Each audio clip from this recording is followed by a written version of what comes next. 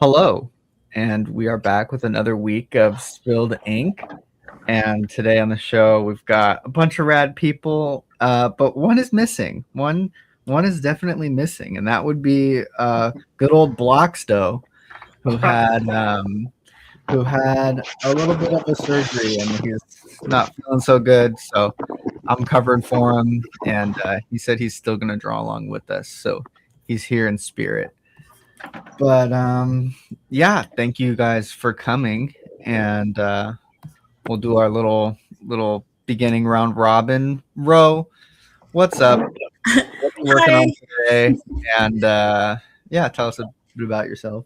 Okay, I am a mangaka for CLP, that's Cosmic Lion Productions. We just started our Cosmic Lion manga department. Oh, that's huge. Yeah, prior to this meeting, I was kind of preparing for some of the advertising stuff for the other two people that will debut in March, and then we'll have at least three new books for heroes. So that's what we do for it. And then today I'm just working on my own stuff. I made this a long time ago and I reworked the script, so I kind of have to either add in or subtract art. So that's kind of what I'm doing right now on this page. I've been busy doing a lot of conventions in 2025, and this year I'm just kind of trying to lay low. I say that, but then now it's like, yeah, I'm going to Emerald City. I'm sharing a table with Rick Lopez.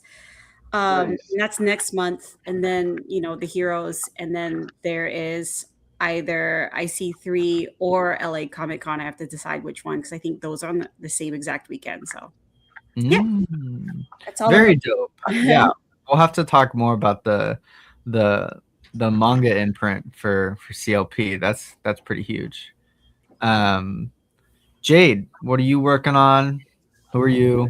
What's up, man? Yeah, haven't been on in a while. I've been working on a variety of other things, and I'm finally working on a new solo project and getting some more progress on it. So this is a new book that'll be coming out this year called Not Enough Blood, and I'm working on the first issue of that book right now.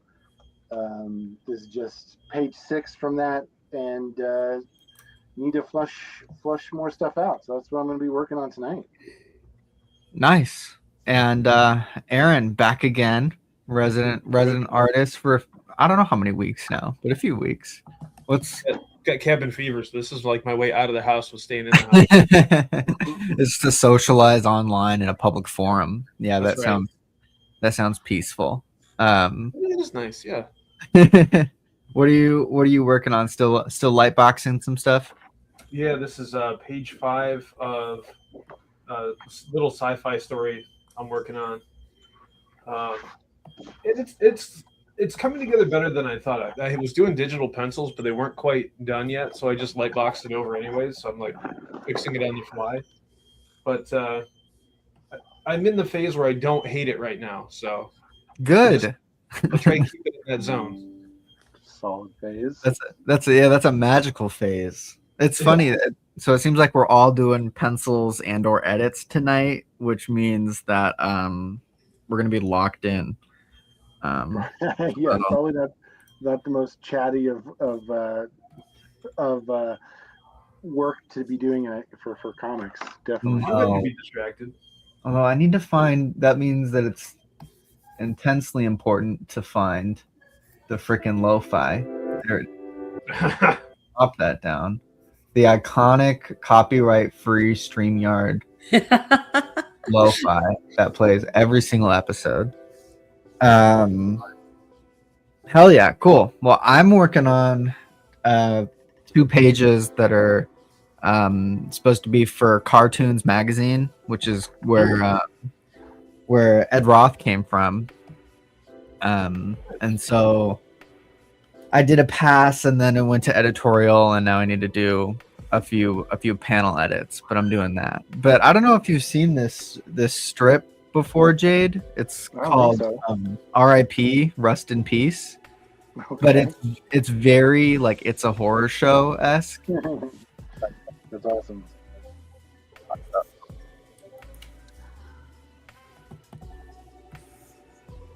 Oh yeah, and congrats on the physical copies of Gag. They look good.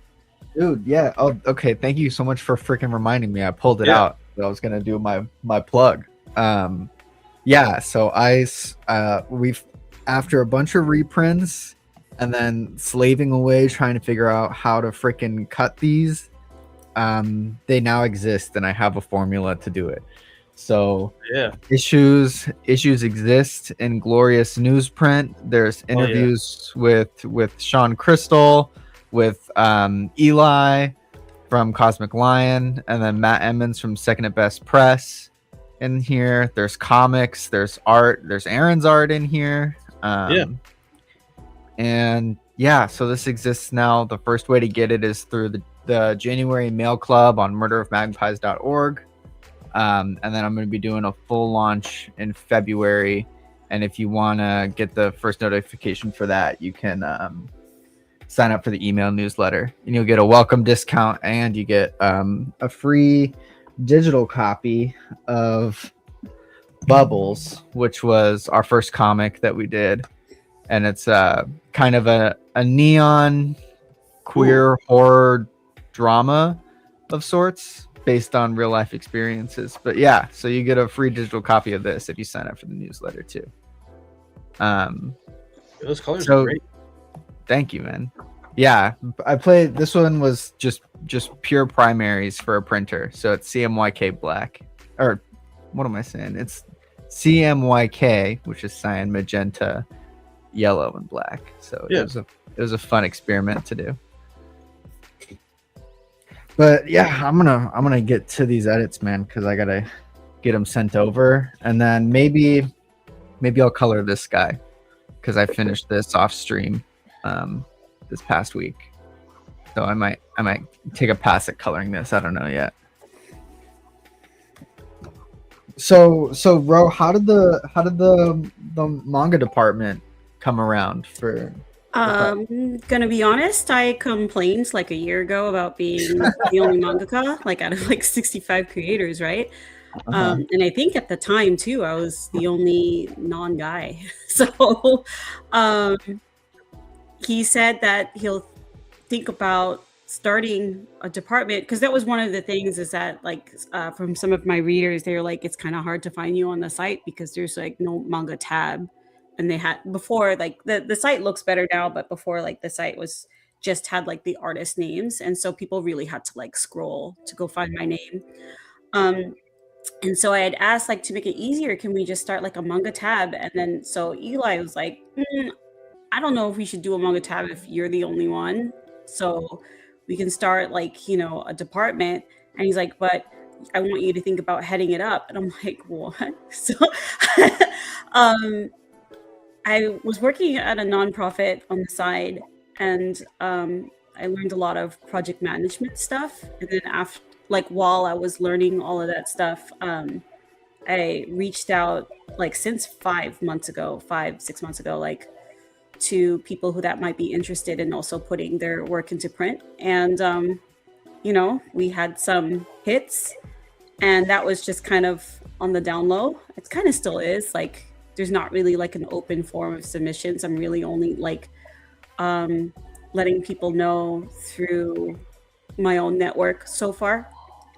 And then yeah, so it's been pretty exciting. And one of my friends, she is like an art director for Wizards of the Coast, and I consulted with her before, like, thinking about doing this. And she said, well, you're going to make mistakes, and the only thing that you need is like a set of values, and your values will guide you through your mistakes and through your success, you know? And so luckily, like, the comics values or whatever aligns with what Eli wants to do, which is like every comics for every mind, you know? So he wanted something similar for the manga. So yeah, I just asked him, like, so far we have like 5 people that are for sure. Like we have their manuscripts in, or they're almost completed, and they're either working with our in-house editor, Deanna, if you're familiar with her. But yeah, we're still kind of reviewing some other things as well. So that's been an interesting process, but that's how it happened. I just was quiet about it last year just because I just was so focused on going to the cons and kind of selling my own things. And this year I have decided not to do as much cons. And it actually works out because I'm actually getting rejected from a lot of cons now. Really?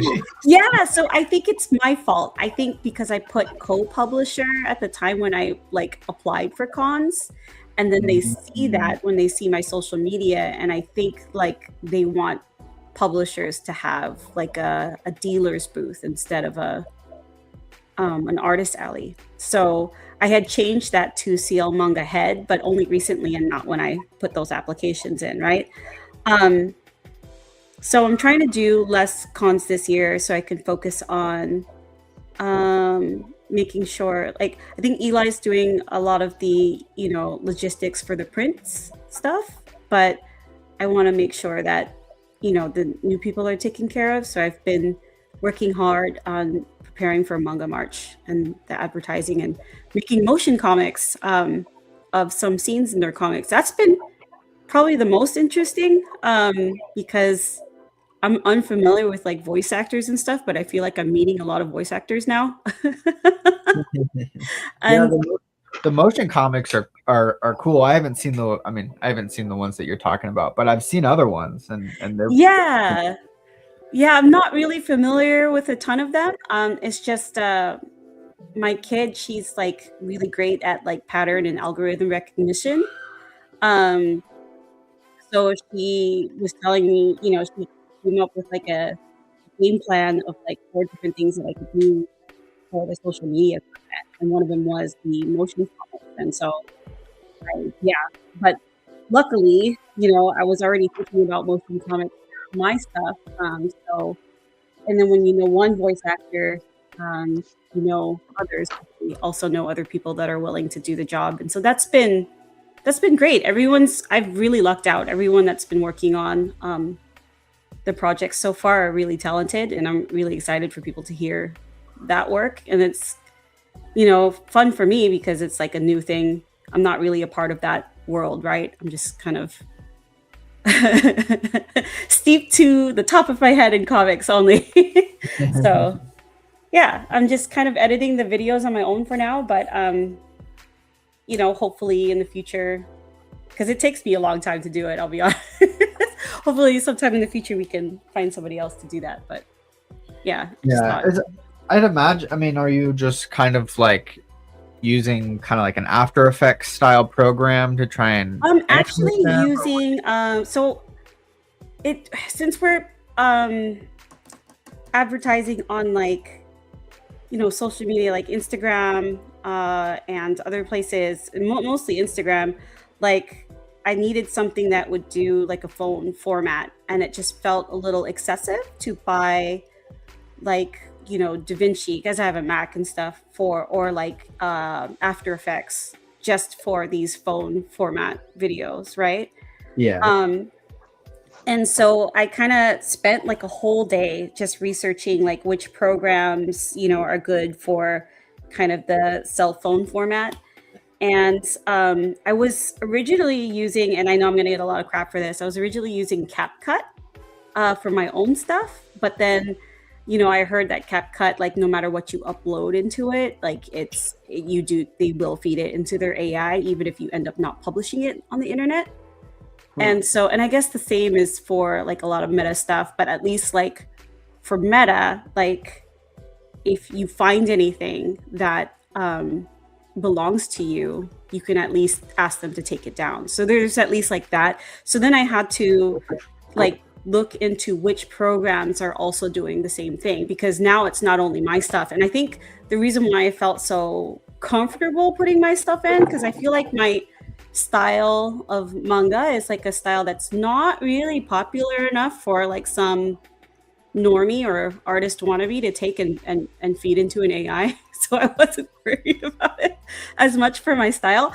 But now that I'm dealing with other people's work, I really had to make sure that, like, okay, whatever program I use can't do that, because I'm putting people's voices in there and I'm putting other people's art and stuff. So I'm actually using another program on my phone called InShot, which is pretty comparable to CapCut, and it's the learning curve is not very high if you already know how to do CapCut, but they don't put your stuff into AI whatsoever.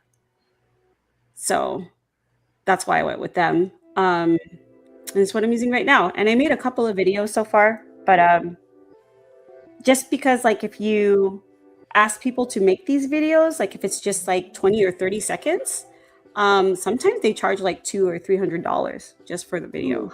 That's crazy. And I do have like a somewhat history editing videos because I used to be a YouTuber like back in the day. So I just figured, I'll just revive that part of my life, I guess. Yeah, I mean it's pretty insane that you have to be that careful about what programs you're using, you know? Yeah. And then the other thing too is that like comics are not a moving medium first and foremost, you know, so to try to adapt stuff sometimes can get tricky. And it's like I just need a little video to put up on social media, you know, that however many people are gonna see, and it's a whole logistical nightmare sometimes. But yeah, so my daughter mentioned the motion comics because it hits her demographic. That's usually what shows up to like her and a lot of her friends at school.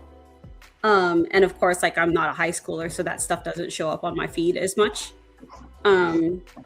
So since a lot of my comics and a lot of the comics we are publishing kind of hit that demographic for an audience, like that's why I'm going to try it out. But I'll let you know how it goes after we actually put it on the internet and see.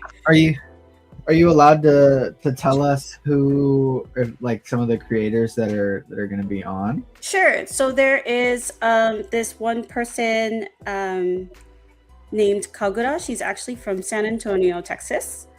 And you can find her on Instagram with Kagura's Art, I think is what it's called. It's like Kagura's and then art. I think it's one word, but she does a lot of like Pokemon fan art, so you should be able to distinguish if it's her stuff or not. But she has a sapphic magical girl comic that's going to be released in March with us. And then the other creator, he is in Malaysia, and his name is Squire Maguire. And he's releasing like a manga, like actual, like it looks like manga that's been translated into English. So it's read from right to left, and the paper we use is manga paper and everything. But it's all in English. And yes, he's also going to have some motion comics, but his comic is like a reverse isekai. I'm not sure if you guys are familiar with like what a isekai is. It's like where you take the main character and you kind of throw him into like a fantasy world or whatever. So since this is like reverse isekai, you take it's about like a villain of the different world that's kind of thrusted into our world and has to like learn to live as a normal person. And it's been, I really love both series, and I think we really lucked out that, like, you know, we're starting out pretty strong with those two. They have exceptional art skill. I've been kind of bragging to everyone that, like, gosh, everyone that's new is like either at my level or way better. And these two are no exception to that. So they're kind of setting the bar kind of high right off the bat, but I mean, that's not a bad thing. So very cool.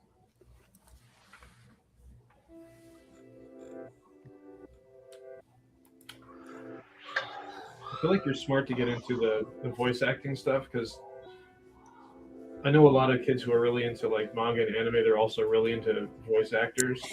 Yeah, I lucked out finding two voice actors that can do multiple roles, you know?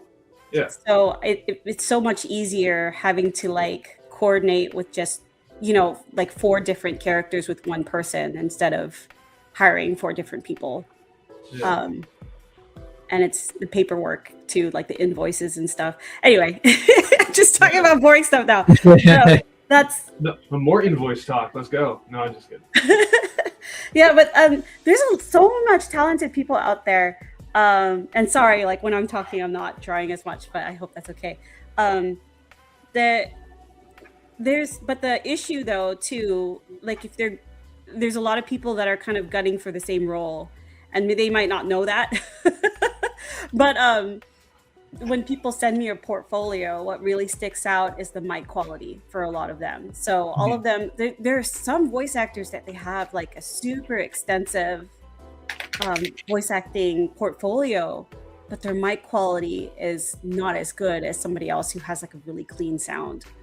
And so in cases like that, it kind of sucks because I'm like, oh, I want this to be about skill. And it is mostly about skill because like the other person who has good quality mic also has like the same amount of skill. So it's hard to like choose in those situations of like, well, this person has a bigger body of work, but they're on the same skill level, and this one has a cleaner mic. I'm gonna have to go with the one with the cleaner mic.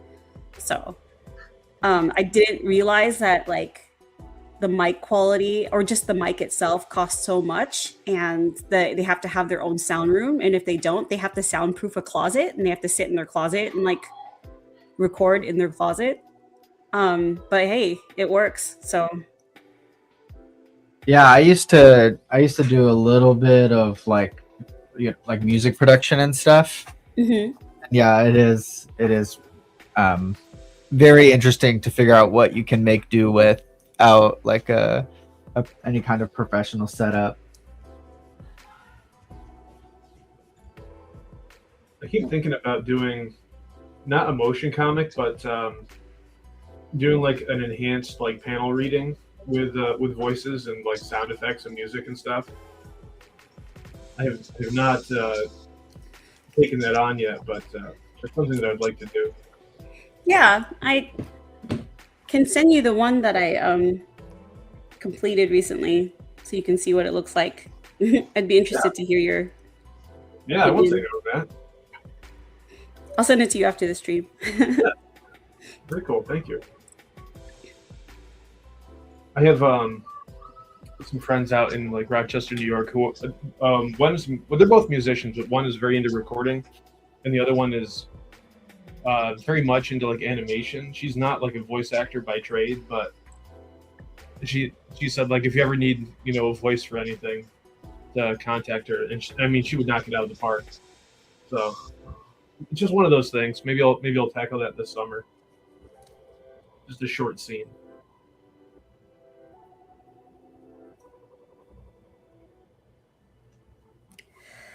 Oh gosh, I'm probably gonna have to redraw this scene too, which kind of sucks. I really liked it. I've been looking up reference photos this entire time. A middle finger of someone just flipping somebody off, and my God, every time I draw the middle finger, it just looks wrong. It's just like, no, that's not right. I got a hand model recently, and it's been pretty helpful because I just I pose it, I take a picture of it, and then I pretty much use it as a guide. It's been pretty nice. I'm just gonna whoop. See what I did there. I was Nobody caught that one, and that's okay. That's fine. Has anybody ever seen Blade Trinity? No. You're probably better off not seeing it, but I was a big Blade fan back in the day, and the movie starts off with vampires giving the middle finger to the sun, and that just sets the tone for how dumb the movie is. But in my life, I always thought of the the middle finger as like just kind of a and there's no. It's just a futile gesture, I guess. Until I saw Suicide Squad, or not Suicide Squad, Creature Commandos. Have you guys seen that? Yeah. With whoever's the Alan Tudyk voice character, the Flaming Skeleton, where he's on the street of that Eastern European town, and he has like the double middle fingers that like go through the tank and through the faces of the people piloting the tank. And I was Dr. like, Phosphorus. Dr. Phosphorus, yeah.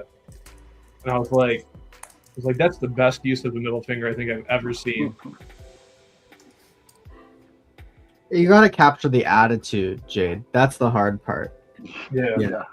It's like the anatomy is relatively fine, but to get the attitude is the hard part.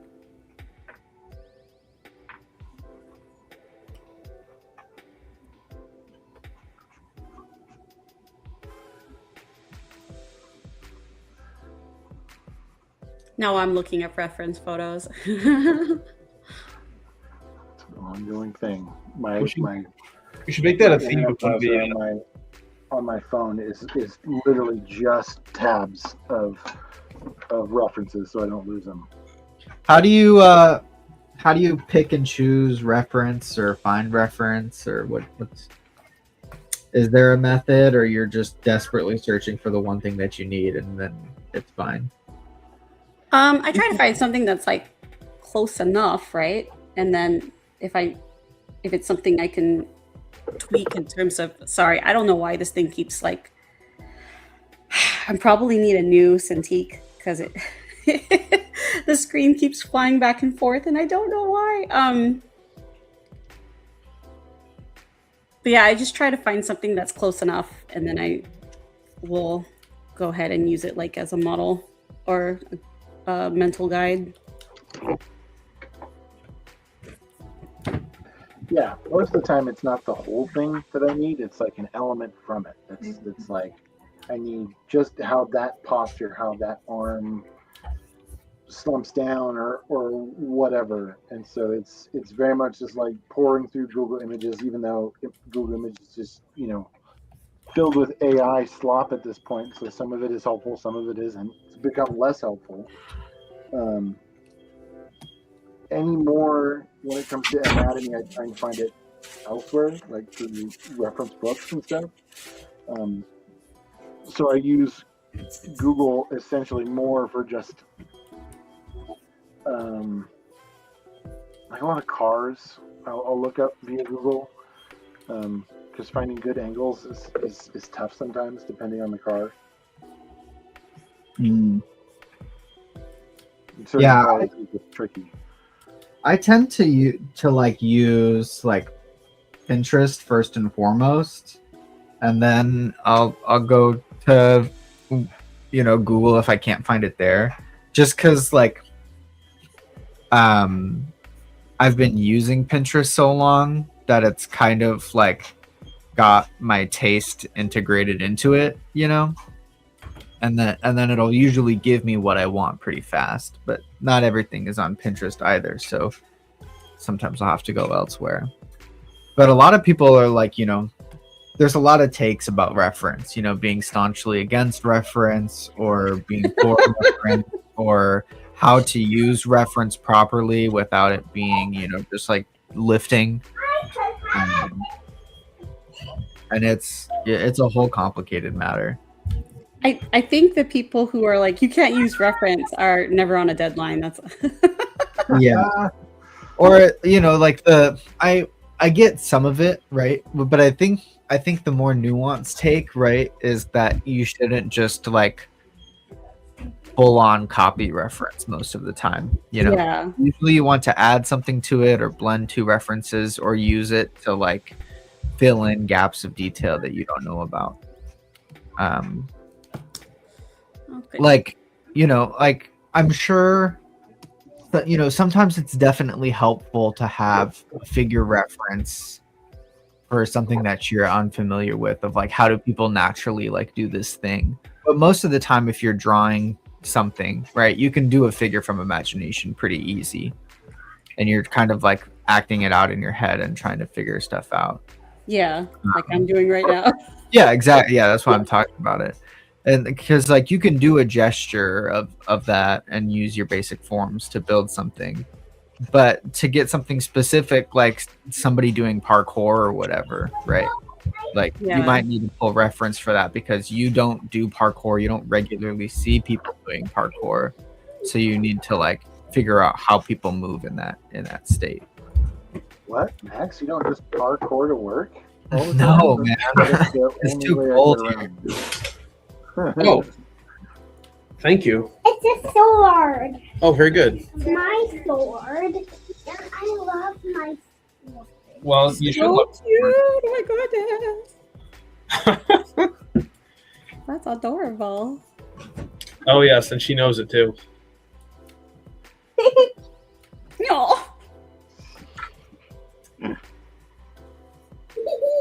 She'd make this all about her if she could. I got a sword hand. Oh, maybe you'll be in my next comic book as Sword Hand. Very nice. This part with a hand, and this part's the sword. I can see that. Yes. That's why I have sword girl. Sword Girl. Yes, that's a good one. I love sword girl. As you should. Yes, that's what we like. I fight enemies. I'm glad that this is being recorded because I can play this back and I can make this into a comic book now. There goes Sword Girl.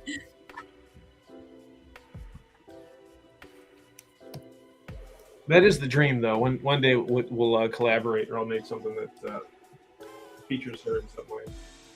Oh man, I understand that dream. I've been trying to convince because my oldest is really into like drawing and stuff right now, but you know, she's not really something she's sure that she wants to pursue later. But she's so talented. And so I'm just like, you know, you could do something with this, like I could work with you or whatever, like help you do that. And she just does not. She's like, no. She's like, don't you know I'm the head of manga at CLP? Come on. She's just not interested. She was like talking about because she wants to be a lawyer, right? And then so she was talking about how a lot of people in their college applications are now bragging about how they're like published authors and blah blah blah. And I'm like, dude, I could publish you with something. Right. And she just, she won't do it. But at this rate, like he's just gonna blow me out of the water if she keeps going with it. Like there's no way with that skill. It's crazy. When I first started doing shows, it was like right before the pandemic, and then like right after. There's this Tom Lake, who was one of the founders, I think, of the Rochester Indie Comics Expo in Rochester, and he had, I think he has 2 daughters, and one of them was with him at the table. And this is before Lucy was around, and I was like, oh, that would be so cool for like table with a kid, you know, or like have my daughter there, or like work on something together. They did a series called Heart and Cat. And it was just like a really silly cartoon heart and a cartoon cat, and I was like, "This is awesome." So, if we could get to that point, that would be pretty cool.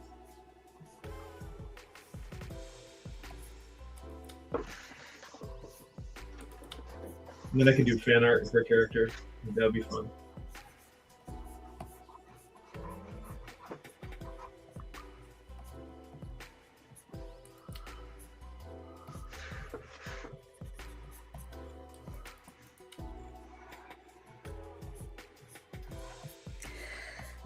The next generation, man.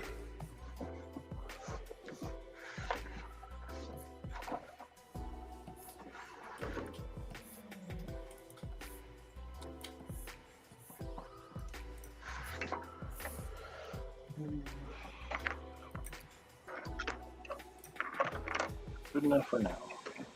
I just tell myself everything's a rough draft.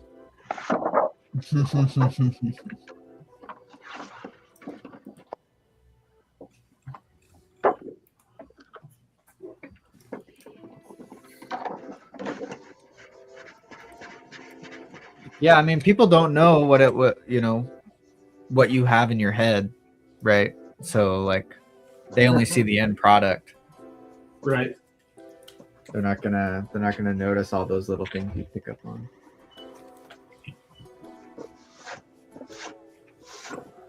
That is true.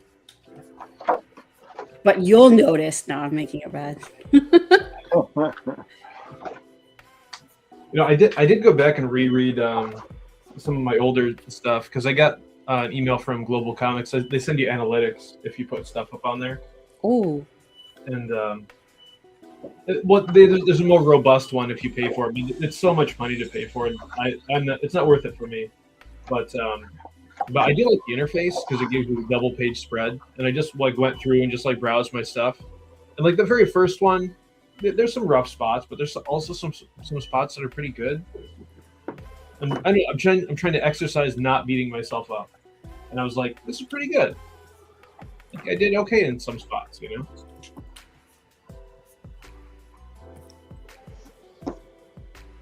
it's hard not to. Well, for me anyway, it's hard for me to quiet that voice that's just like, this fucking sucks, do it again, And Yeah, I hear you. sorry, I hope the kiddo didn't hear me. Oh no, you're good. Okay. Wherever she is, she's heard that before. All right.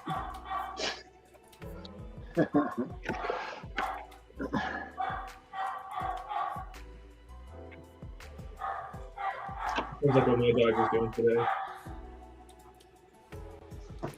It's not looking correct. Probably. We got like tons of snow yesterday and today. We had 2 snow days in a row. Oof. Like kiddos were home from school kind of snow days. Yep, full on home from Full school. on actual snow day. Wow. State of emergency in the little city we're in. We don't get snow days in Montana. It doesn't happen. Even Well, I mean- if it's a blizzard, we just kind of keep going. Well, it was more like that when I was a kid, but now more cautious, which I guess is good. And also being a teacher, I really can't complain. Even though I do have to go out and like snow blow like 3 or 4 times sometimes because it just keeps on coming. But I don't have to do it by hand. I have a snow blower, so not that tough.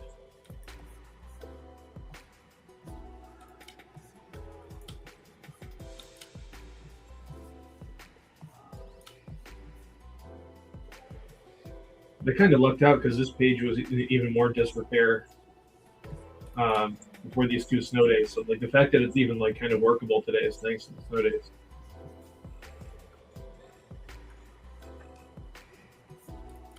Being my computer for this session.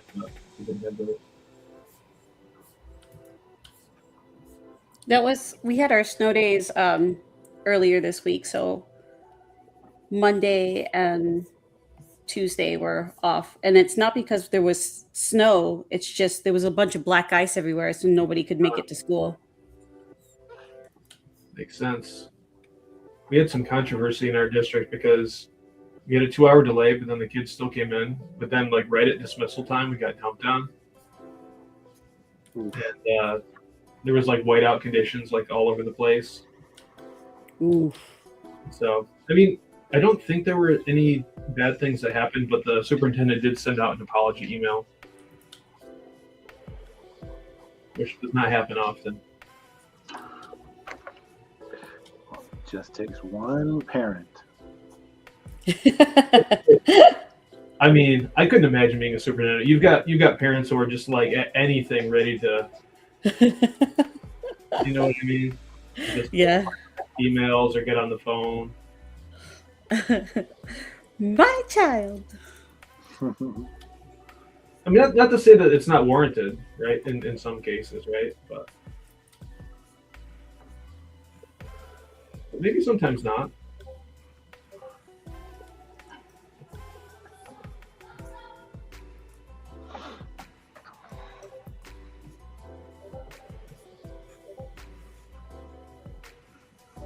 Another reason I love teaching art, though, like we don't have any standardized tests. You know, knock on wood. Hopefully, they don't start doing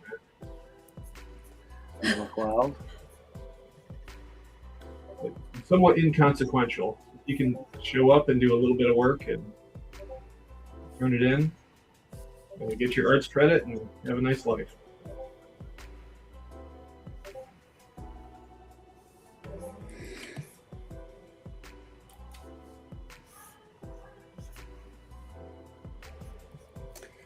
One of the things that I've been trying to study more are knees. There's this one artist that just, you know, the whole drawing is amazing, but like my mind is just like, how the hell did he get so much attention on just the knees? Like it's just knees. Like, and I don't, you know, it's probably gonna take me a while to get to that level, but I'm not there yet. I hear you. I don't know. I fudge it a lot. I'm just gonna kind of redraw it until I think it looks right. I probably should do more actual studies of like real life.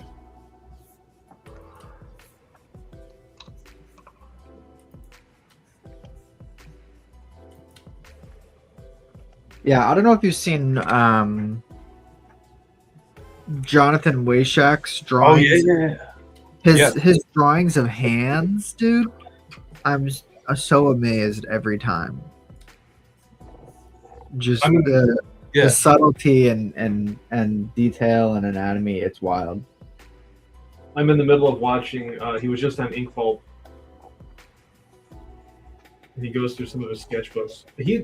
I only recently became aware of him. He did some stuff in the new heavy metal, and that's the first stuff of his that I saw. That actually, that's not the first stuff. I think I bought his variant of the Jim Mahfood Arachnid Enforcer.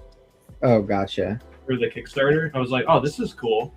And then he was in, I think he had a 2-parter in the new heavy metal. And I was like, this guy is awesome. But I'm late to the party on Wayshak. He seems cool, though.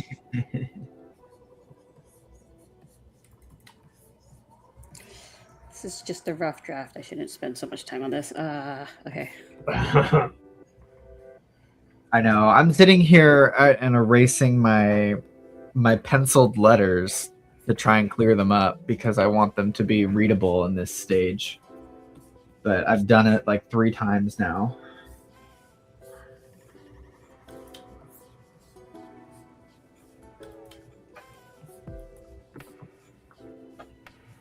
That's the part that people don't see. So when you're working on your comic, the revision process.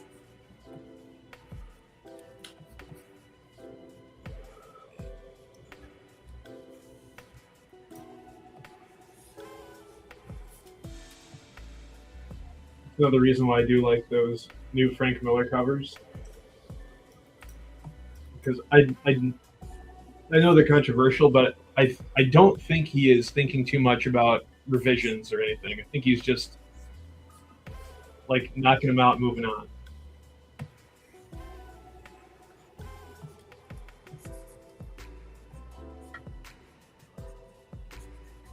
My local comic shop, the weather cleared enough for me to go there yesterday, and I have a whole bunch of these poster frames, like these Walmart poster frames that were left behind in my classroom. And I know they have those giant promotional posters, and I asked them if they had any to get rid of, and they gave me. I had looked through this giant box, and I got some good ones. I put up a lot of like Adam Kubert and some Alex Ross stuff. Oh. Yeah, so I'm excited about that because I think it'll resonate with the kids too. Some Hulk. I thought you meant like blank frames, but actual art stuff. Oh well, they're blank right now. Oh. But I got stuff from my LCS to. I see. All right. Drop in there. Because for like the right kids, they'll be like, "Whoa!" And I mean, and you know, everybody's got their own interests. I'm just leaning into being the comic book guy.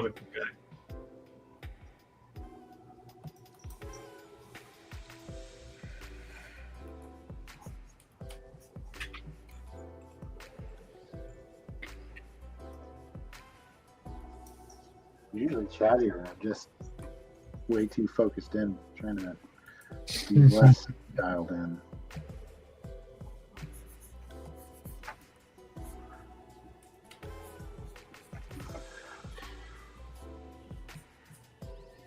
It's all good.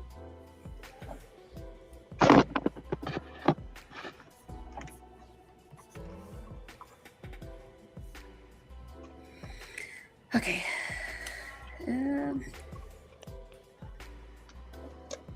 No. Cancel. Oh no, did I have this on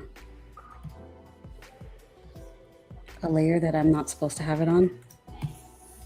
I think so. Because this keeps moving. I'm not trying to be moving this. Yeah, I'm probably gonna need to do a new tablet soon, or else this is gonna drive me crazy with this moving.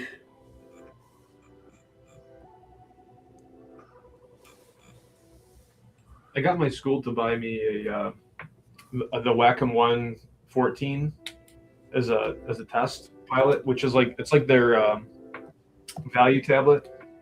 Mm-hmm. And I bought a 13 touch to test out, and those are pretty good.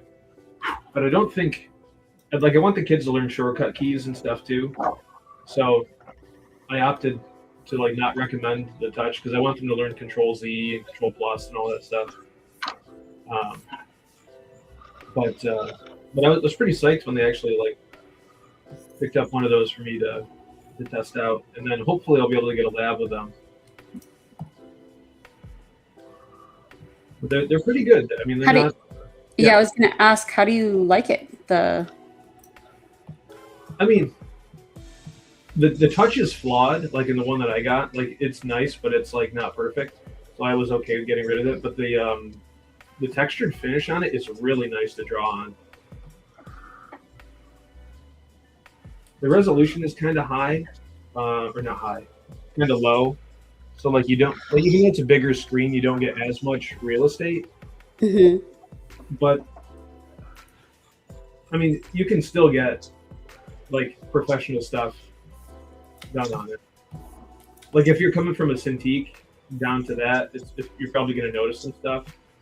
But as far as like an intro for the kids, I think it's really good. I've been able to kind of test out some of my projects on it, and I've been able to get real work done on it, and it feels good. You know? Yeah, I love the Cintiq I'm using. It's very old. Like I think it's 9 years old since I bought it, and so it was already like kind of an old model when I bought it. So Yeah, Ro, you have the same model that I used to have, and that one broke on me. But I picked up a Huion, and actually I really like it. It's been pretty nice. Yeah, they're all so good. I'm surprised this one has lasted as long as and it still works okay. Like I don't have any spots on here that like doesn't work or anything, so I really lucked out with this one, I think. But the issue is that the drivers are not really compatible anymore. Like no matter, even if I turn like the touch function off, it stays on. It's so fucking annoying. So there was Wacom released a couple interesting things, like their budget ones I think are pretty decent. But XP Pen, Huion, like they all have good value tablets. But they did I didn't want to shell out the money for it, but they did a Move Inc. 14, I think. But the concept of that is that it's its own independent Android art tablet, but you can also, with a whole bunch of rigmarole, plug it into your computer and have it turn into a Wacom tablet too. So it has dual function. Ooh. Portable art tablet, and then also plug in. I think that's intriguing, but I don't know if it's there yet.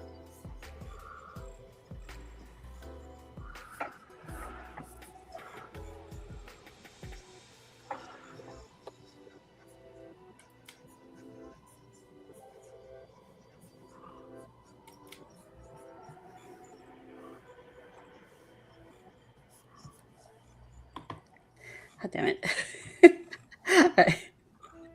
Yeah. This is the part I don't like, everything kind of flipping around suddenly. That's why I don't stream art anymore, because people get dizzy when I do this. Like I used to be on Twitch, I mean.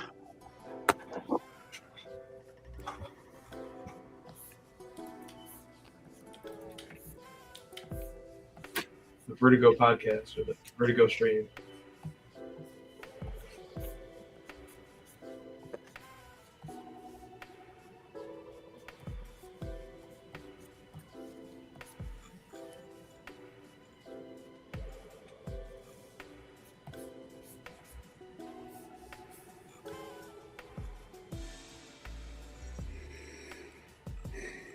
Okay, gonna actually have to draw a decent hand this time. Okay.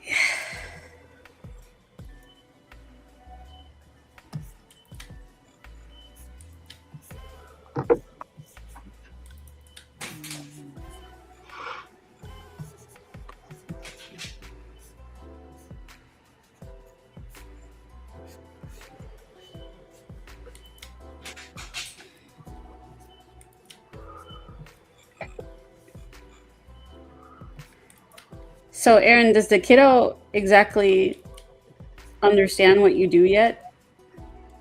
Like being an art teacher? Yeah. She knows that both her parents are teachers. I don't know that she totally gets it yet.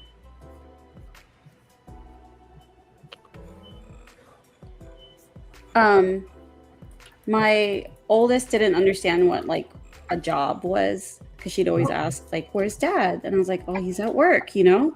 Yeah. And then, she only spoke a different language at the time, and then so like, we were in an apartment complex, and then there were some people that were working on the roof, right? Yeah. And she asked me, she's like, "Mom, what are they doing on the roof?" And I didn't know the word for like roofing, right? Yeah. So I was like, "They're working," right? And Right. so she's like, "Oh, that's what work is," right? And then when my husband got home, she was like, "Oh, what roof were you on, Dad?" And I'm like, "Oh, I did not explain that right." Well, it kind of makes sense. Like, I think kids do try to like define things in definite ways so that the way they know it. And so if something has more variables in it, sometimes it's trickier for them. But like I think my daughter is even not. I can't think of any example like that, but I think she has confused certain things like that.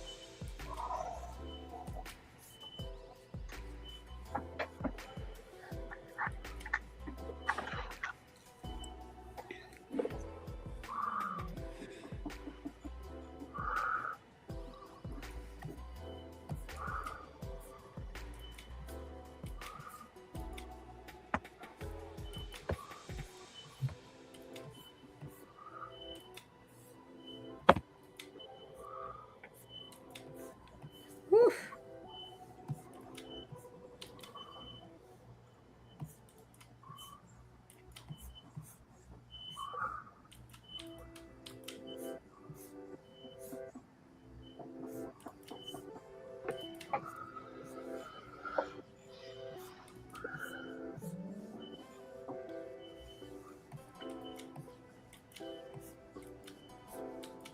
I'm trying to be better about like drawing out the hairline on the head before actually drawing the hair.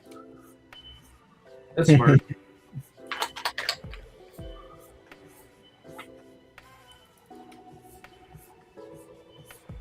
I'm guilty of messing that up.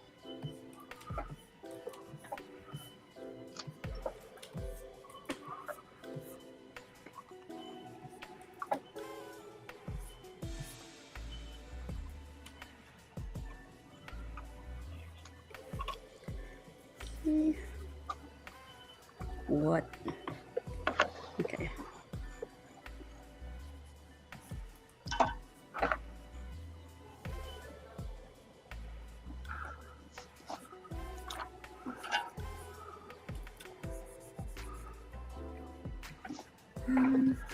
Okay.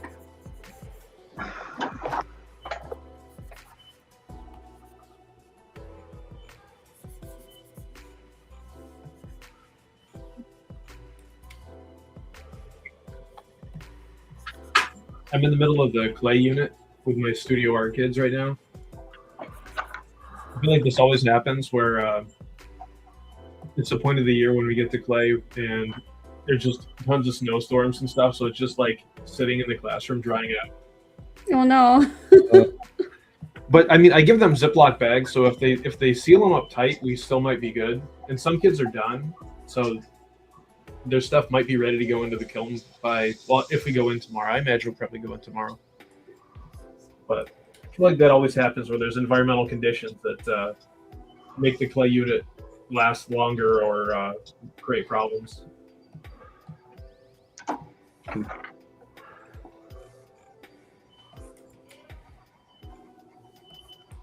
Or do you like fire up the clay so that it's cured and they can keep it, or is it just like sculpting? Oh, they keep it. Oh, okay. Yeah, so I was gonna say you could pick up some monster clay, and then but then you can't fire it; it just stays pliable. it's called monster clay. Yeah, and so what you do is you just like gently heat it up, and you can heat it up in the microwave or however you want, really. But then it becomes like pliable, and you can mold it. Here, I'll grab. I think I have.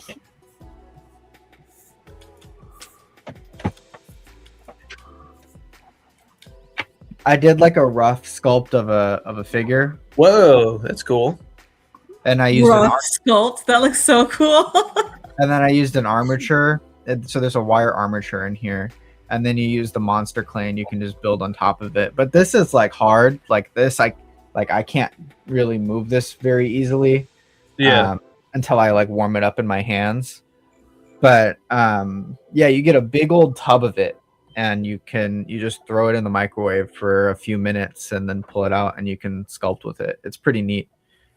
But this is like the stuff that they use on like movie sets or wherever to like sculpt prosthetics and then do casts. Oh, cool. Yeah, so that's what this stuff is. There was a minute there where like that's what I wanted to do, but I was like, I'm not. I have never done any kinds of makeup ever. So, but I love the craft of that. Yeah. I am thinking we do have a crate of model magic. When you get to comics, I think I might talk about like Richard Corbin or Alex Ross a little bit, and maybe have them sculpt the head of their character. Yeah. So that way, That's what this was for. I just never finished it. Yeah, I keep meaning to do like a sculpture of Wuzza the robot, so that way I would like have like a model, either to put on my desk or figure out like a place to do some 3D printing, like simple things, just as a little figurine or something. But one of these days I'll get to it.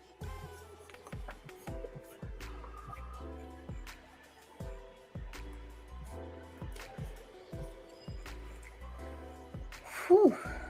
All right. So, Aaron, where can you say where you teach? I know that with elementary school, I don't know if you want to share that or not. Just in like central New York, like Syracuse area, Cool. a high school. And it's high school art. That's awesome. Yep, I was at middle school for the past 7 years, but a position there was a half-time position that was half middle school, half high school, and then it became full-time, and the person who was in it didn't want to do it. So I got in. And here I am. Yeah, it's a good fit. It's what I've always wanted to do. So it's nice to finally be here. That's awesome. Are you also out of school? I'm a Jade? college professor. Oh. Yeah, and I teach in an art school at Montana State in Bozeman. So do you have students that also don't like reference and stuff? I don't know. I don't know if they don't like it. I definitely encourage them to do it, especially when they're wrong. It's like, That's that looks funny. bad. You should probably find a reference. I say that constantly to my kids too. They're like, I don't know how to draw this thing. It's like, well, look at it. What's it look like? Yeah. The way that like it clicked in my brain was like realizing that the way our like from our eyes to our brain to our hand, right? We then like generalize things into symbols, and we just like make up symbols in our brain instead of drawing what's actually there, you know, like observation. Mm-hmm. And so like for artists starting out, like that's one of the first things that I like talk about is like, okay, if you draw me an eye, chances are you're going to draw me a symbol of an eye, not what it actually looks like with like a wet muscly orb with like layers of skin over it and stuff, you know, like the way an eyeball actually looks and works and operates is a lot different than like the eye emoji that we tend to just draw.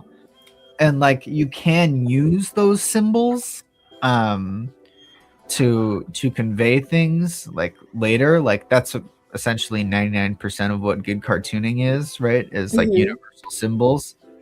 But to like learn to illustrate and draw, oftentimes you have to turn that part off and learn. It's also Turn it like off. learning how to do a combination of the two, right? It's just Yeah. Yeah. I think the best cartoonists are the ones that are able to simplify things, use those symbols, manipulate semiotics, but then also show something representational that's like surprising. That you'd be like, oh, I wouldn't have thought to do. It's like whenever you see anybody like use a Valentine and it's like an anatomical drawing of a heart, you're like, oh, isn't that unexpected? Because it is, because that's not what you're expecting for that symbol. So no, I mean totally. Yeah, we do a lot of study because I run the first year program here, and so we do a lot of studying in semiotics and talking about sign, signifier, signified, and just the basic idea where symbols, icons, and synecdoches and all that kind of stuff come from. Okay, Mr. College Man. Hey Victor, hey William, hey Dan.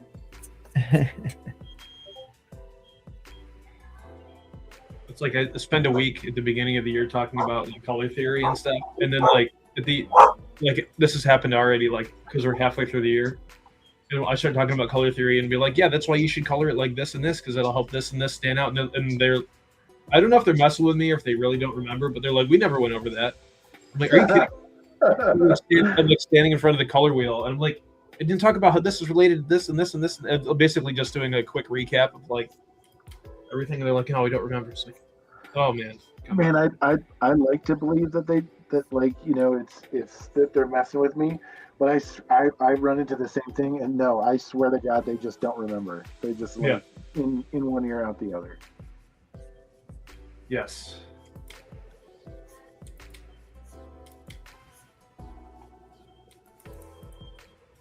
Well, we were doing a critique in my painting class today. This one student was talking about like, I don't know where my ideas for my color palette came from. His painting was literally yellow and purple. I was just like, could it be complementary? I stole this slide. I don't know where this is coming from. I stole this slide from a cartoonist. I don't know who the artist is, which is kind of bad. I should attribute it. But it's of a yellow paint swatch talking to a purple paint swatch and saying, you look great. And the other one saying, OMG, you too. I like that. That is really good. So they're complementary colors. My main export as a teacher is cringy dad jokes. I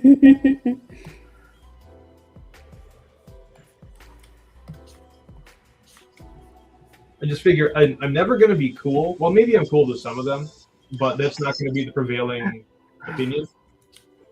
So I just go hard in the other direction, and that has worked well for me. Yeah, I think sometimes just being overly cringe for Yes. students is a good way of like breaking down breaking down some walls sometimes. Yes. Because you're aware that you're being cringe, and the students are aware that you're being cringe. Yeah. To let them know I'm self-aware, I feel like that is that's a good way to operate. Especially for the ones that like they're not necessarily like bad kids, but they're like not art kids. They're just there to get their arts credit and move on. Yeah. And so when they arrive in class, I'll say, welcome back to your favorite class. Yeah, and we both know it's not their favorite class. But I usually get like a laugh out of them, so they can at least enjoy their time.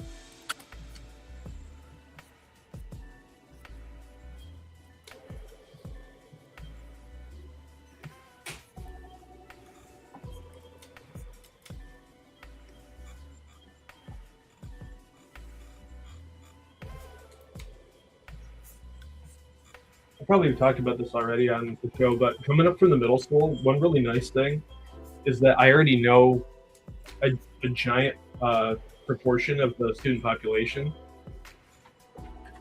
So in a lot of ways, it's almost like a reunion, you know. Oh, sure. And so, because usually in a transition, like there's lots of change and there's lots of things you don't know, and it's just wild to like know more kids in the building than adults. Oh, You know. Yeah, I get that. Because I don't know if it's like this at the college level, but through no fault of anybody's, but we're much more siloed, I think, at the high school level. We're all kind of broken apart into our disciplines, and it's a bigger building. So, like, you can't just turn a corner and be like, oh, social studies teacher, how's your day going? Because, like, they're downstairs and on the opposite side of the building. Yeah, I mean, that's pretty similar to college, you know. Like, my school of art, we're pretty isolated on one part of the campus, and so, you know I have some other colleagues who are friends with like math professors and stuff like that. I'm like, how do you even meet these people? Like, I go to my building and then I go home. That's it.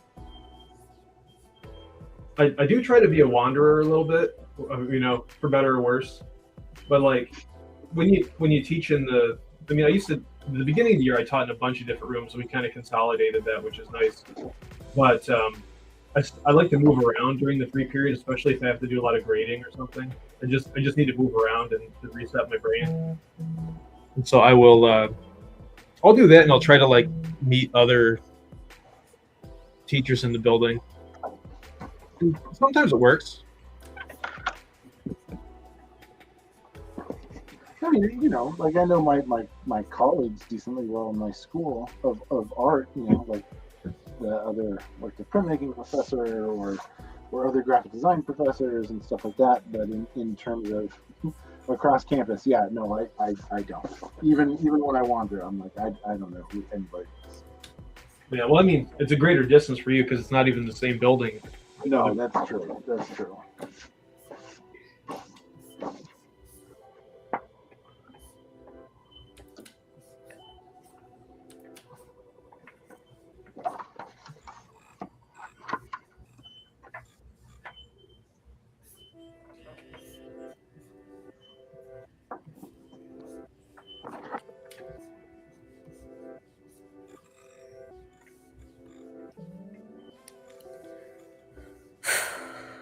okay.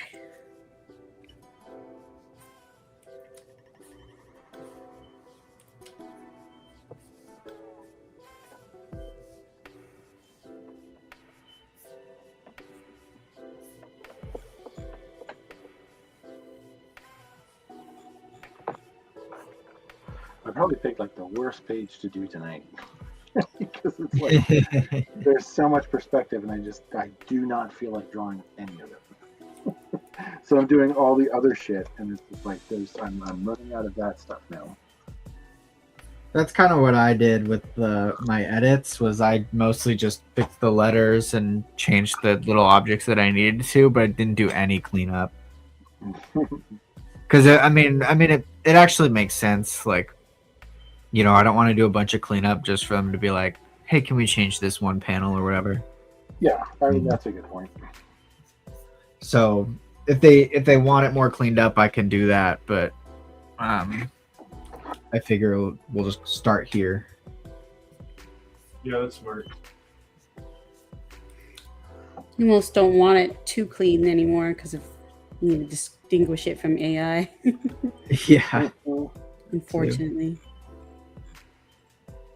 Well, luckily you now have a record of you literally drawing it on a stream. Oh, That's a good point. thanks to the show. There in Bozeman here over the winter holidays, like Christmas and stuff. There's like this big event that happens in downtown Bozeman, and they commission a poster for it, and so people, you know, apply and do their best version. And this one person won, and they announced it, showed it on their social media, and there was all this huge public outcry that like this is AI, like this looks like AI, and the public were not happy about it, and everybody was asking, like, you know, the artist said that they had made it using Photoshop, and it was like, okay, release your files, like let's see the layers, and he would not release it for the longest ever. And it was like, well, that's suspect if you're not willing to. Right, you could at least release it to the contest people. Yeah, and then they could be like, oh, it's cleared. This is not AI, but they couldn't even say it, so they had to like essentially kick that person out of the kind of winning the contest, but instead of opening it up to the runners up, they just picked a freaking photo from a year previous of the event. And use that as a poster. I was like, what a cop out. I won a contest for like a shirt design, and people were mad because I did digital art. They were like, that's not real art, that's digital art. And I was like, I freaking drew it. What are you talking about? Yeah, a lot of people ask me that too. You know, like, how do you do it digitally? Because they think that, you know, I'm like, well, exactly how you would do it traditionally, except, you know, not. Yeah. And they don't get it. I allow my students in my painting class to either use like traditional or digital means. And so like I was reading we get course I don't know if this happens in high school, but we get course evaluations, and so students get to tell us how we did, and it's anonymous and friggin' annoying. But anyways, Yeah. because I grade the students too, but they know who the grade is coming from, you know. But this one student was like complaining this year that like they're like, I just don't think that digital art, you know, that like they put in the same amount as work as I did. I don't have to tell you, like it's the same. Yeah, luckily we don't have course evaluations from students. Although my graphics classes can be taken as college credit, and I think there was something about evaluations. I don't know if it's one I have to fill out or one they have to fill out. But I'll take a look at it tomorrow morning if I go back into work, if we have school tomorrow. But I did adjunct for a little while at the local college. And the evaluations were, I feel your pain on the frustration with those, because it depends on like the student and like what they put into the class. Like if they didn't do any work and didn't turn in anything, they were like super negative. But if they were like, I taught digital illustration and comics, and the comics class I thought was really good. Like one of the reviews was like, this is my favorite class ever, like learned so much, did a lot of cool stuff. And another one was like, should have reported him to the dean sooner. And it's like, but these were students that report you for what? exactly. What? Yeah. Oh, I've got some. I only did it for 2 years, but I've got some wild stories about that. But these were students. I had them do 5 one-page papers. Come on. And they just had to answer 5 questions about a graphic novel that we read in class, like as a group. and they were just opinion questions, and then they just had to support their opinions. And I didn't even want them to cite. I was like, just tell me what about it is, because I'm not going to look up the page. I've read the thing. Just tell me what you like or you don't like, and then tell me why. And these students who wrote the really scathing reviews were ones that literally ended after the third question with an M dash, and that was the end of the paper in the middle Oh of the. no. And I was We're like, doomed, man. We're doomed. but and like it was like weeks after the grade had gone in, and they were like, let me redo the paper. I'm like, this is already a 1-page paper. This is a slam dunk. Like I'm not reopening the grade book. Like, and I think that they got mad, but like,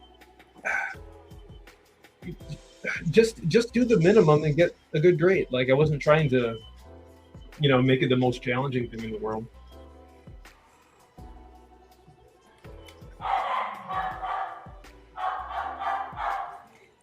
Did someone actually end up reporting you to the dean? Maybe, but nothing happened.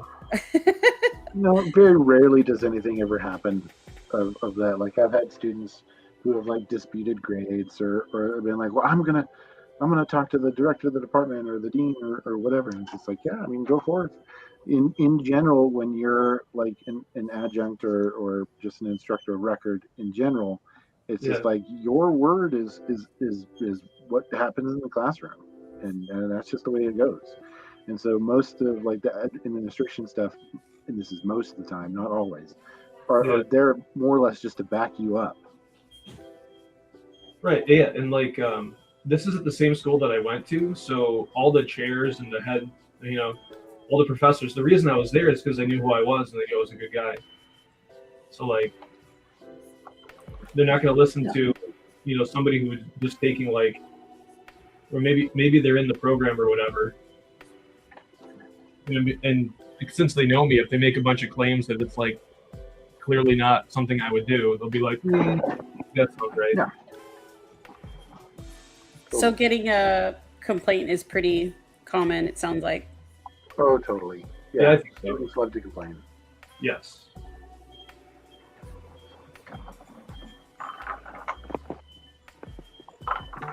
But it was a good experience. I'm glad I did it. It's almost like extended customer service, like. Yeah, I mean, it really is. With I feel like sometimes jealous of teachers who teach in like K through 12 and stuff like that, because they don't have the same kind of transactory kind of relationship with students, whereas it's like, you're working in an art school where they're paying thousands of dollars to be here and get an education. It's just like you gotta be able to be on your game and supply that. Otherwise, you feel like you're kind of taking advantage of their money that they're paying.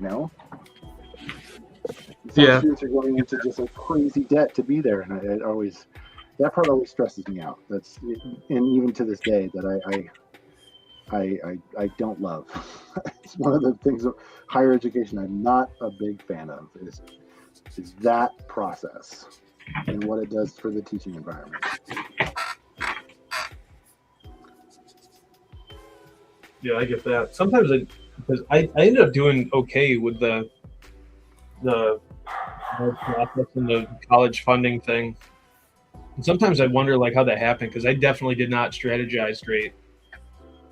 And I see people who are like on the ball getting good grades and stuff, and they leave with like lots of debt. And it's like how did I fail upwards in this situation?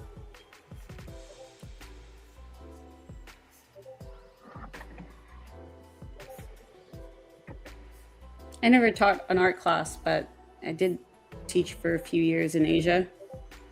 I mean, we did arts and craft, but it was like for preschool and stuff like that. So I don't know if that counts. Yeah, I mean, it did 100% counts. I mean, yes and no, but I don't think it. How do I say? I don't think it amounted to anything for what I'm doing right now. Well, It was a Yeah. good time though. You know, I definitely appreciated those 3 years quite thoroughly. So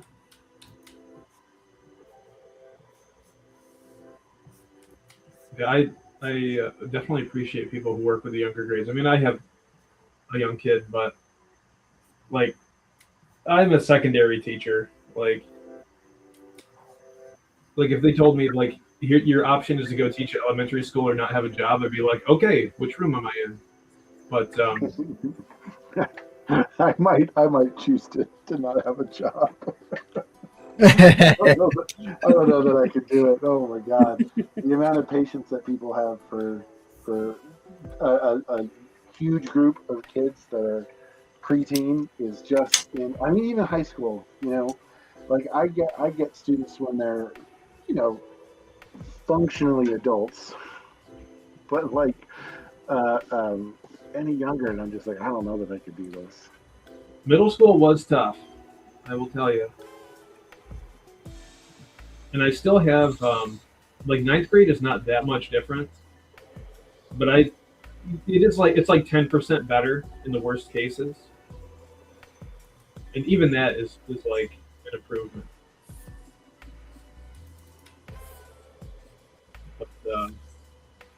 But I'm glad that I started at the middle school because like the classroom management and structures that I can put in place if I need to are probably way stronger. That's a good point. Because like the high school is a totally different beast, especially if you have kids that are advanced. Like we have to share rooms a lot, and programming starts off the day in my room, like computer programming, because I have the graphics lab, so they need the desktops. And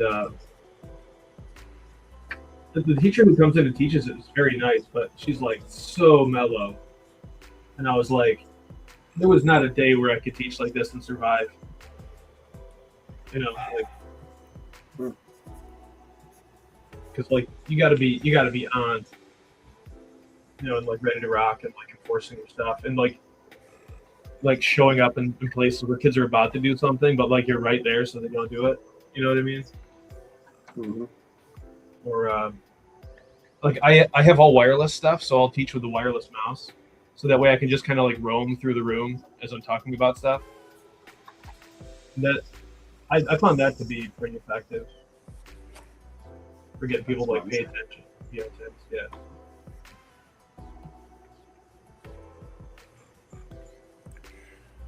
whew, all right.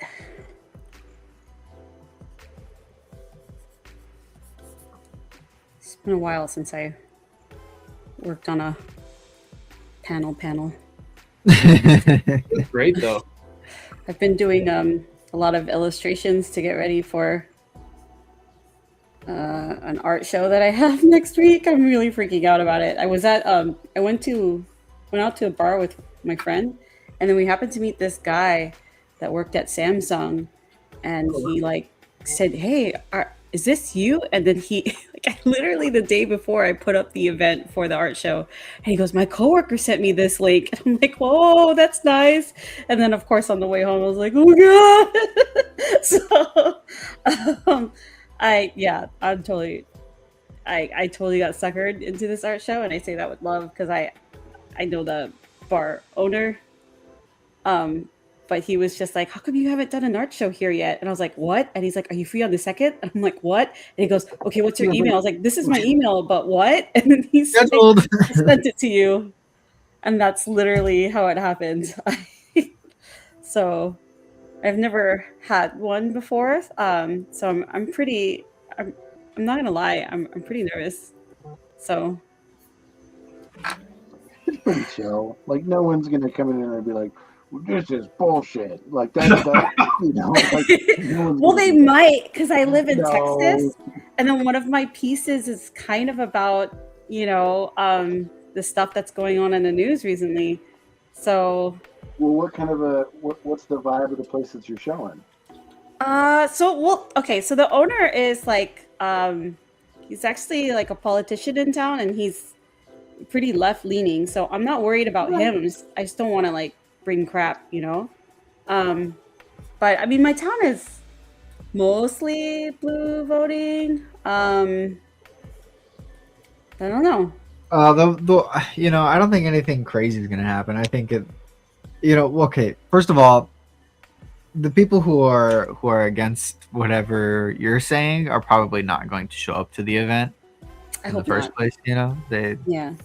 chances are they don't care about an art show. Yeah, Yeah. not the, Yeah. Second of all, if somebody Some of does them end up frequent the dragged in bar there- though. So, but Yeah. I'm glad you're telling me this because I need to think of it more that way and just do it. Yeah, they're just gonna take it. Like if they somehow get dragged to the show and they're unhappy about it, they're just gonna like take an extra shot of tequila and then like go outside to have a cigarette and be mad or whatever, like or like trash the restaurant online, because that's the only place Yeah. that those kind of people have power, right? Is just like in a virtual space where they can feel big and tough. yeah, because it's gonna be a crowd, and they don't want to be the one person throwing a fit in a crowd. Well, maybe they do. Maybe they do. Well, yeah, actually, never mind. I take that.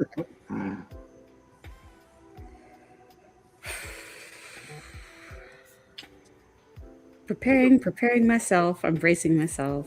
It's okay. So I'm doing this piece that I'm coloring right now is for a gallery show in May, but it's essentially a piece that's making fun of like tourists repeatedly asking the same questions. Oh. And guess who's gonna be seeing this? Is a bunch of freaking tourists. Just dunking on actual tourists.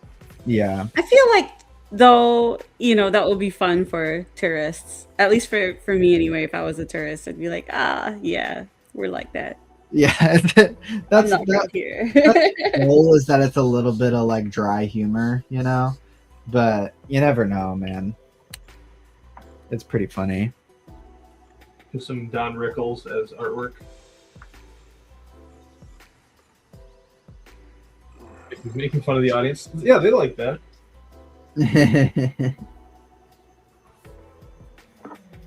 Like one of the best jokes I got off this year, and stop me if I told this one already, but one of my students was like playing a game on his Chromebook instead of like because I let him use the Chromebooks because they can use it as reference. There's all kinds of things they can look at and see. They can help them do the project. And I was like, if you don't get off, earlier in the class, like somebody had said 6-7. It's kind of dead now, but I'm not letting it die. But I was like, close that game, otherwise your grade will be a 6-7. And that's where because this kid was like kind of on edge. Like he still doesn't really work a lot, but I can tell he doesn't hate me, which is really sometimes that's all you can hope for. And I think that's when I got him. You got him, boys. That's right, reel him in.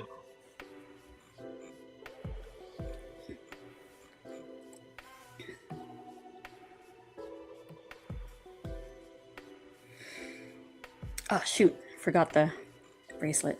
Oh well. Let's do it again.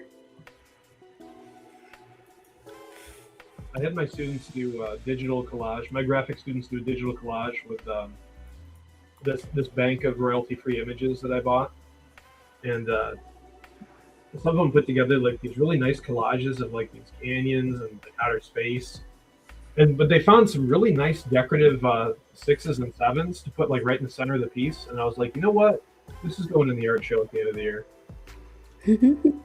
That's funny. Because I'm the only one who would do that, and who's gonna stop me? When I was in high school and taking art, our art teacher was retiring the next year. Yeah. So she didn't give like 2 rips and was literally just about doing stuff that would make the administration mad. Oh. So like we literally did like guerrilla art movements in her class. It was kind of sick. We did a bunch of pieces and then went out and like tied them together with string and then like threw them into the trees at our school. we like took over the staircase and just did like a pop-up art show. She was letting people hang up like life drawing stuff. And the administration was definitely not happy, but like, what are they gonna do? You know? Right. Oh, that's the dream. Yeah. She got up onto the table during like Halloween time and started singing, like literally screaming Time Warp on top of the table. And out of the hallway and did the same thing, and I was like, "Oh my god!" Sometimes it's time to do the time warp again. I don't know. Yeah. Yeah, You know, it's just a hop to the. Is it a hop to the right? You might be right. it's I don't think so. Shit, is it? It's a hop to the right. And then a Damn it, skip Ab. to the right. So Put no, your hands on your hips. it's a jump to the left and then a skip That's to the it. right. That's it. It's a jump to your left. You skip to your right. Oh man, the stretch. I always forget to stretch. That's a good point.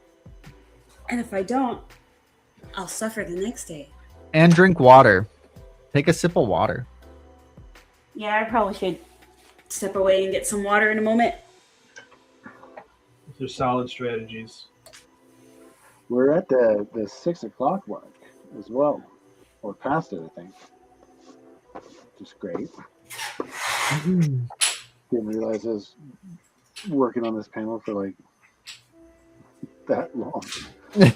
I know sometimes you're like, I'm gonna get this page fully penciled out in 2 hours. And then you're like, oh, one panel. Got it. Changing my goals here. Mhm. I'm to the point where I'm just like inking my panel borders. It's like, that's easy enough. I've been there for sure. I'll be working on something and then I'm like, I'm just gonna do all of the letters and panel borders. Like something that requires no thought.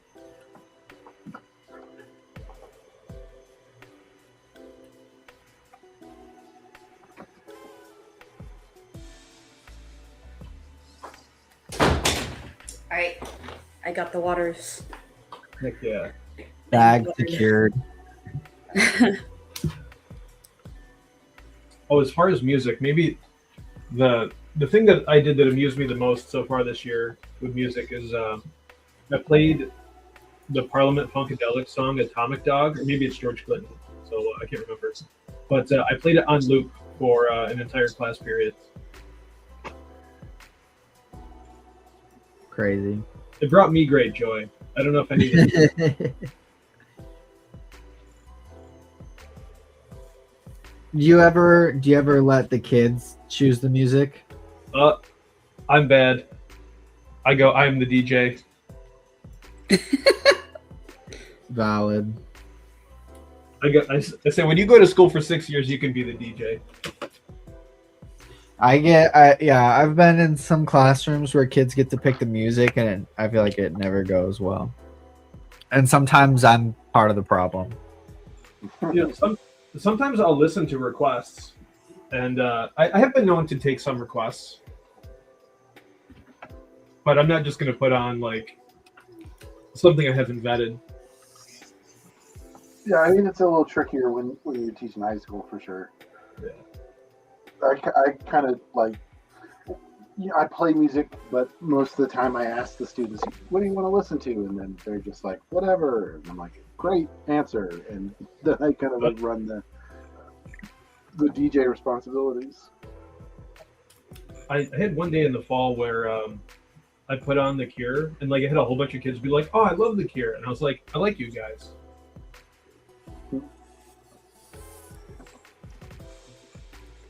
I've been told The Cure is dad music now. Okay. Yeah, I can't fight what but I am. you're not wrong.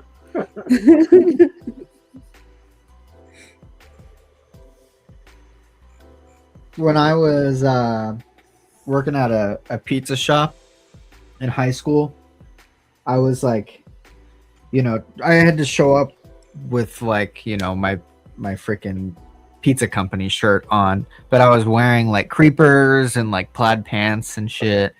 And talking to the cooks, I mentioned The Cure, and they were like, The Cure? And they started like freaking out. They're like, you love The Cure. And they like asked me about my shoes. I'm like, yeah, they're creepers. They're like, man, I used to have a pair of those. And they freaking loved me, and they'd make me food, and it was lit. And they did not like any of the other teenagers that were Oh no! Yeah. I was like, hell yeah. You ruined it for all of them. Sometimes you have to. And then I became assistant manager at the shop. All thanks to The Cure. Yeah, man. I like to make managerial decisions based on musical taste. Totally.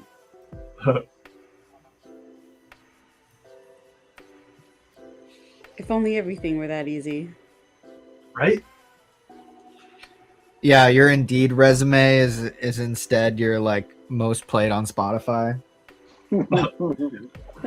I don't know if that would bode well for me. Like one of the, are you guys familiar with the band Skinny Puppy at all? Yeah. I've had a couple years where my end of year list is like them as my number one playlist, my number one artist. People would probably be like, what is going on with this guy? He seems so nice. His music is so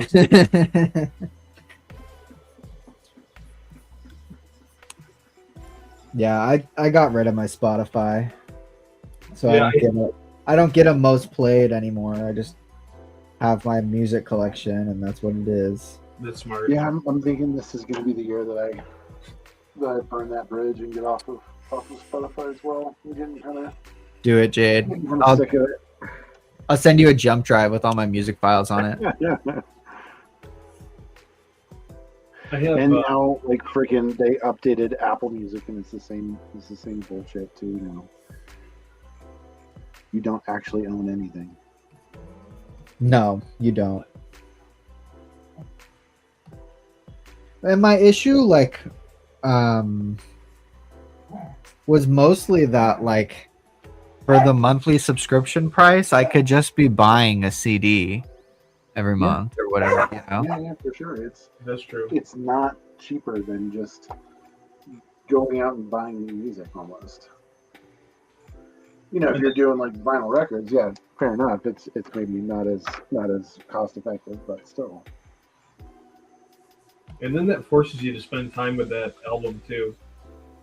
I mean, that's the nice part. Like, I remember back in the day, all the random music facts and shit I know. It's because I read the liner notes, man. I literally would just sit in my room and listen to records and look at the record, like the arts, and read all the notes and read who produced and who played what on this track and who played this on that track. And that's how I developed my taste and my knowledge of music. And I mean, I don't do that anymore. And it's also like how you learned lyrics to like any kind of new song that I listened to through streaming, didn't know the lyrics, But every song that I listened to on CD in the car on the way to school every morning when I was young, like, I knew all the lyrics to. Totally. And definitely, like, there's drawbacks to like not having streaming services. But it's, it is what it is. And like, you definitely will like buy some stuff that you're like, this is hot garbage, Or you. But even still, man, like I've had those hot garbage records, and I will die on the hill of no, this is a good record. Yeah, because true. I listened to it 80 billion times. Yeah. Because I bought it, and so you have to live with the shitty choices.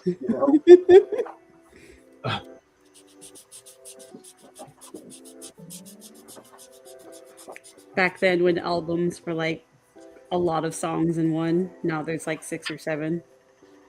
Playtime has really gone down as well. Yeah.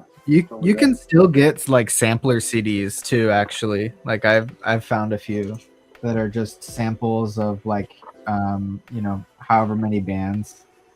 like one song each for free or very little money. Well, I mean, there was a period of time where bands were not writing for vinyl; they were not writing for LPs, and so their albums could be 15, 20 songs long because it was just going to come out on CD and it could hold all that. Whereas like a vinyl, that would have to be a double, LP, and that's crazy expensive. And then LPs came back in fashion, and now everybody's writing for LPs again, and that's 45 minutes tops.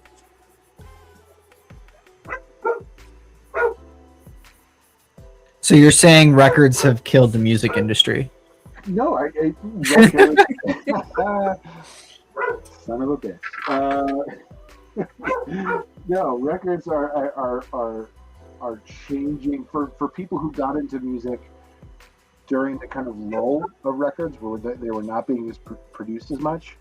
The resurgence of records have kind of like been weird for how we consume music, and it's just like if you were raised in the CD era, it's like it's easy just to remember 15, 20 songs is the norm, and now 6, 8 is the norm, and that's because that's what will fit on an LP, and it's not ruining it. It's just like, well, now we have to recalibrate. Yeah.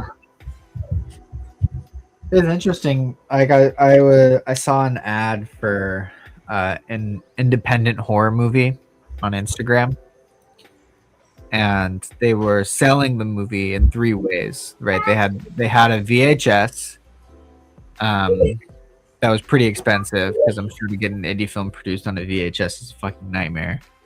And then they had it on DVD. And then they had it on a USB drive, and I've always thought it was so like such an interesting idea to like sell a digital comic book on like a USB drive or like a USB-C drive or something, so that there was still some sort of like physical product that you could just send in the mail or whatever, and then that's how they had to have their digital comic, instead of like a Google Drive link or whatever the hell. I still think it could be interesting. I've seen people do like business. They're kind of like credit cards or business cards, but there's like a flippy portion that has like a USB-C drive output in it, and I'm like making like a mini comic that has like I've seen people do where it's like essentially a cassette case, but instead of a cassette in the case, it's just a USB drive. But then it's like a USB drive that's attached to like this kind of like little art object. That's like their longer form record or whatever. And I think that stuff is cool. I'm like, any chance that someone can do something that's something that we recognize like a format or a novel or an album, but put it in a different format that thinks about accessibility, I'm all for, and I think that stuff is cool. I really just want an excuse to make a J case, man, a J case design. That'd be fun. I have no reason to, but I would love to. I don't know, because the knobs in like a plastic J case cause problems. But I was gonna say, like, you could make a little zine to fit in one. Yeah, I think so. And then design like a cool jacket on there. Wheels are spinning.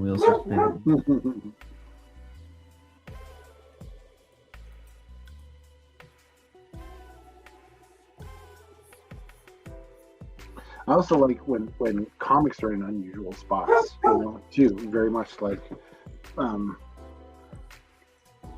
playing with how you can print or I had a student last year who screen printed their comics on a quilt, and I was like, this is so awesome. Like I love this idea so much.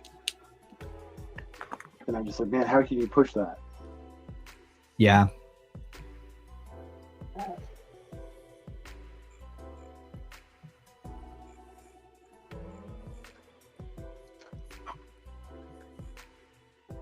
Yeah, I'm a sucker for formalist experiments and weirdo shit, man.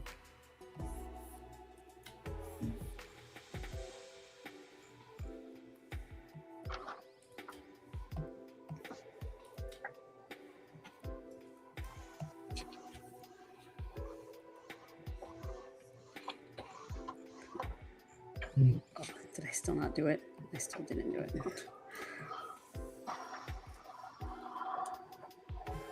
Okay.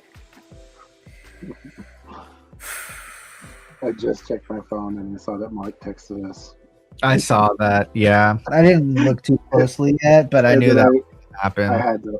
I knew. Yeah, I knew as soon as Mark did something that someone was going to jump on there. I read it too, and Mark could have just ignored or deleted them, but his responses are really funny.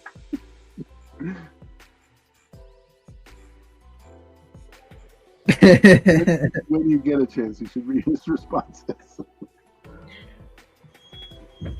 Oh, yeah. Do we get like a He's troll in troll. the chat or something? Yeah, there's a troll in the chat, and Mark of Western and is just calling him right back. It's great.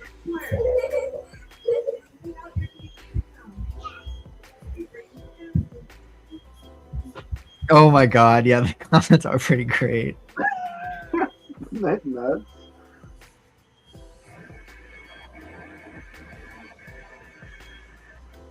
Like, I just find it crazy that you even follow Western comics and that's your ideology that you're working with.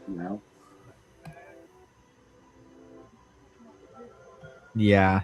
That, wait. Hold on. No, man, I think that they follow me or are related to me somehow, which is Oh, devastating. no way. Yeah. Oh, my God. Yeah, because my old art teacher follows them. Oh man, I wonder. So I don't know. But yeah, that shit might have come from me, which is also crazy, like, oh brother. That's funny. Oh man, I just appreciate that Mark's handling that. I feel like you could do it as a business and just ignore, but at the same time, that's kind of against the point of what we're trying to say. You Well, can't kind of and ignore. also Mark was very respectful. Yeah, and he's not being a dick by any means. no, he's being in fact very nice to them. Yes. and proving that whoever this person is literally just a guy, and like, oh my Just a guy. it's so funny. It's like it's crazy because you see people post the most like heinous stuff, right? And then like their next post is like, went to Pizza Hut the other day. It was pretty good. Might become a Pizza Hut guy. Like what? Like it's not normal. That's hilarious. That's hilarious. I mean, you're totally right. You're totally right.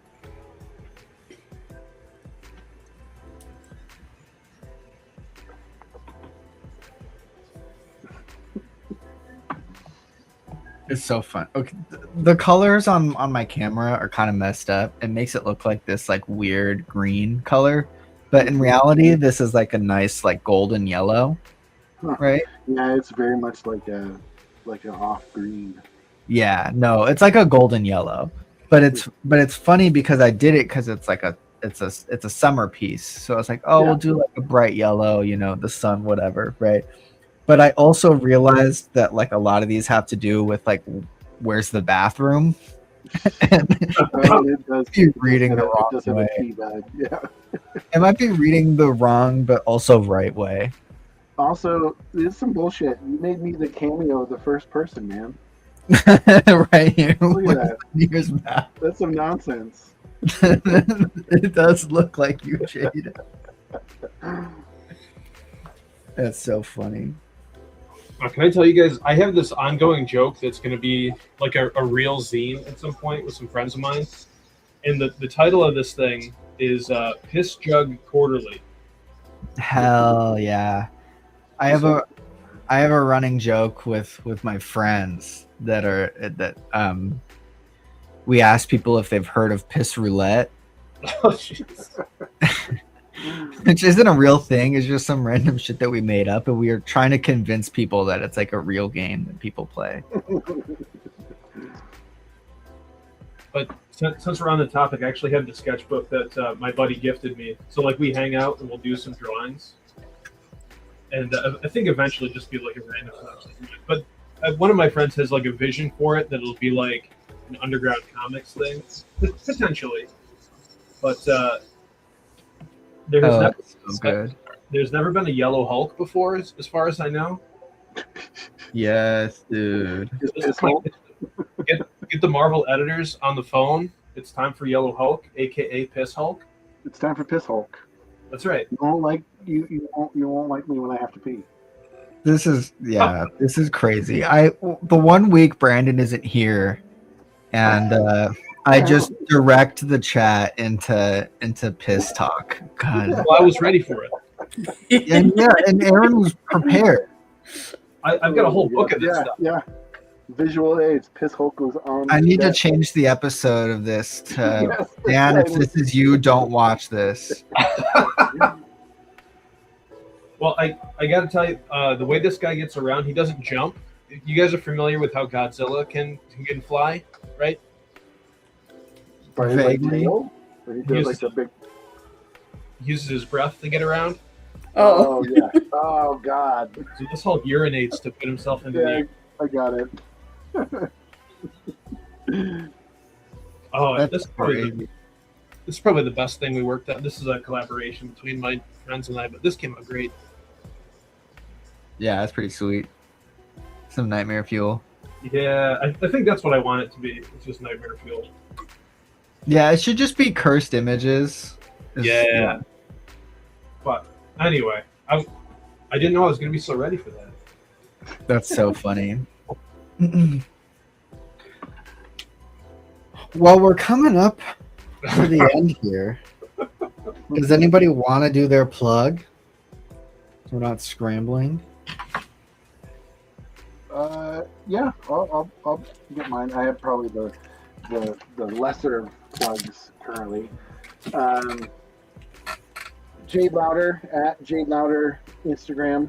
I also have a Patreon. I'm trying to ramp up more as I'm starting to roll out more pages from my new series, Not Enough Blood.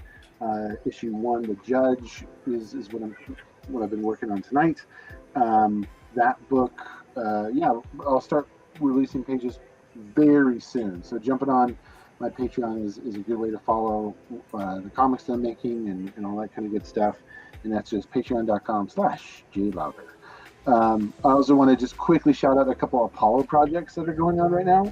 Ooh. So the first being Outer Spaced is on Kickstarter, and that's from our good friends Eric Allred and Ben Collins. They're doing really good, but they definitely need some more support. So if anybody's watching and interested, go check out Outer Spaced 1 through 3 on Kickstarter right now. And then also want to shout out for Lesser Known Comics, and that we're taking submissions, open submissions for a zine, the Lesser Known Zine. And so if you have, I think it's like a 4 to 8 page story, right, Max? Yeah, something like that. But it could also be previews for a book that you have out, or a book that's coming out, or whatever. Yeah. It can be previews for a story that you have. And you can just find that link to submit on the Lesser Known Comics website, which is just lesserknowncomics.com. And then get involved. You find that tab, and then you can apply to be in that zine. And it's a rolling submission. So whenever we get enough submissions that will fit in a book thematically, that's when we're going to print a zine. So constantly apply, check in, follow, all that kind of good stuff. And I think that's the bigs for me. Yeah, and I believe contributors get comp copies when their stuff. They do. Yep. You'll get comp copies, which is great. Yeah. Ooh. Sweet. Yeah, sweet. Jade did all the plugs for me, man. Nice. Hey. Nice. I mean, I've got Wesley the Robot. I did a combination of the Halloween special and First Snow. So this is your like fall into winter special. have these up there. I also have a bunch of my comics to read for free up on Global Comics. So if you just look for Wesley the Robot Global Comics, you can read them all. Well, almost all of them there, except for the Halloween special, because that's the newest one. But I've got my pizza comic, Pizza, and the Pizza Man. I've got the Wesley the Robot, The Dark Ages, which is the origin story. And this one's available out there for $10. That's a nice print. Where can people find it? This thing, I have an Etsy. It's the Pens and Pedals Etsy. Also, the Oswego Comic Shop, which is my local comic shop, carries it too. So if you're interested in that, it's out there. But you can read a lot of my stuff for free, and so many good pinups. Oh yeah. Yeah. I mean, I could go on and on. Yeah. Pens and Pedals. Dope. Bro, if you're there, plug your stuff. I'm here. That if you've been watching what I've been working on, this is the next installment of my original comic called Half of the Crown. You can read it online. I think it's on Global Comics and Webtoon. And then if you want the print version for it, you could buy it at cosmiclionproductions.com. And stay tuned for more different manga from other creators from Cosmic Lion.